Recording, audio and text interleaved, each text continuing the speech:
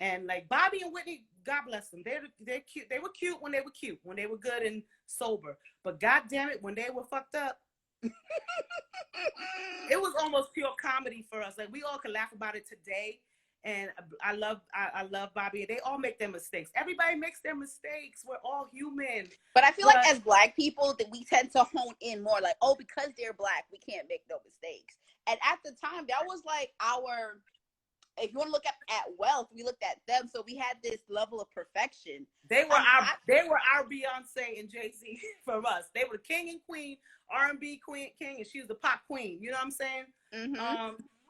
But when they were in a good place, they were great. They loved each other. You could see the love, and they try to have fun with each other. But I felt like a little bit Bobby was a little intimidated by Robin, by their friendship. And maybe because he knew their history, it affected him a little bit. But what he needed to do was just be secure with himself and know that sometimes Whitney needs her girlfriend. And when I say her girlfriend, your bestie. That Gail Oprah type shit. You know what I'm saying? Yeah. It's okay. Don't try to fucking compete with Robin. She's known that woman since she was 14. You understand? You can't compare to that. Like, don't compare it. Don't friggin' compare it. Let her have her girlfriend when she needs to fucking talk about your monkey ass, the shit you doing. She needs somebody to talk to. You know what I'm saying? So, and I remember on tour when them two used to fight. She go this way, come crying to us, and like this, and he did this. I'm like, what did he do? Oh my God. One time they were arguing, and we're all in our pajamas in the room with Whitney, drinking some cocktails at night, and we just telling stories. He come bursting in the room. Yo, I'm out of here. I'm going back home. I'm going back to the States. And we were in Europe, and he's going back, and she's like, all right, well, bye. Whitney was so good. She was so fierce. When she was gangster with her shit, she's from Newark. That's what I was just about to say. When that Newark came out, she was on fire. She was like this, you want to go, then go.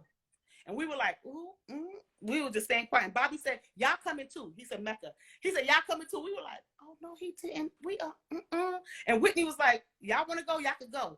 And I was like, we look like their children. Like, are you going to go with mommy? Or are you going to go with daddy?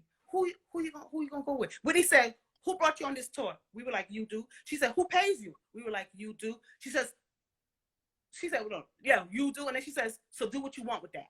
That's what she said. So do what you want with that. And we were like, bye, Bobby.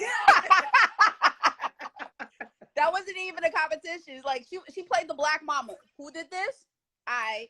They were our parents. Bobby and Whitney were our parents, and they made us choose all the time. But when we were on tour with Whitney, flying first class, getting our own room, getting paid the money we were getting paid back then, we were like, bye. We want me to pack your shit. Like, the two of them. If Bobby heard this story right now, he'd be crying because he already know that day was hilarious. But yeah, they always had love for each other and respect for one another. And I just think that especially when Bobby went to jail, I think for child support or some nonsense, he cleaned up. He cleaned up really well. And I know that he wanted to make a change in his life. And I think Whitney was still, struggling with her demons. And when you hang out with the wrong people that are doing the same shit, you can't change. You can't fix yourself. So I remember when Bobby came out, he had the beanie thing on his head. I don't know if he was turning into Islam or what, but he was looking all changed up, like a changed man. And I remember Whitney jumping over him, wrapping her legs around him. He wrapped her legs around Bobby. I remember this story. They did it in one of these documentaries on Lifetime. And I think I could see it in Bobby's face that day when she jumped on him, that he was like, I don't want to do the drugs anymore. I don't want to drink. I used to feel bad when people used to blame him for his, for her drug abuse, and it wasn't him. And if you see any documentary or you read any book, you know the truth where it started, and it started from her brother, her family. Yeah, and the brother even confessed that. I know he did. So Bobby used to get a bad rap back in the day, and I hated seeing, like, when camera crews. And this is one thing I don't like about the media. They are so sneaky with how they edit shit. Like, if we're on tour, one thing Bobby and Whitney always said to each other: if you're hot, you go on tour and I won't work, so that I could be there to support you. And then when Whitney got pregnant, she came on a tour with him.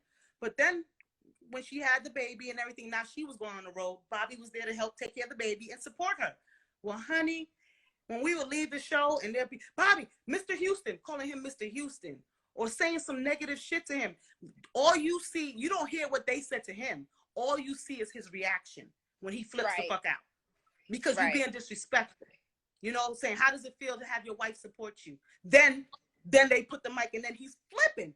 You know what I'm saying? Especially if he had a drink or 2 or 3 or 4, you're going to get what you get. You know what I'm saying? So people don't know that shit. It's like, don't always believe everything you see on TV. They're going to edit it to sensationalize it and to make it sell or to get people on TV. They're going to do that. You understand what I'm saying? So that's why I used to always defend Bobby. Yeah, he's no angel. We know that. But he definitely was a good man. That man has 7 sisters and brothers. I mean, 7 sisters. So you already know if you raised with 7 sisters, you're not about to act no damn fool like that. They will pop his ass on his head all the time. So he knows how to treat a woman. You know what I'm saying? But he used to get such a bad rap, and I think it just started making him resent her. You remember when Whitney would get an award? Take the damn award and appreciate it and thank the people. She over here busy. The king of R&B, Bobby Brown, my husband's now my husband, I'm king of R&B. I used to be like, Whitney, take your award and be grateful. Don't try to make him feel better because he's in his feelings right now because people are making him feel less than. Bobby Brown is the most gifted, talented R&B artist that ever lived and walked this motherfucking earth. And I wish he knew that and owned it. But he let the media get in his head and mess up their relationship in that aspect. I felt like her success was pissing him off a little bit. I can see that. I can only imagine that.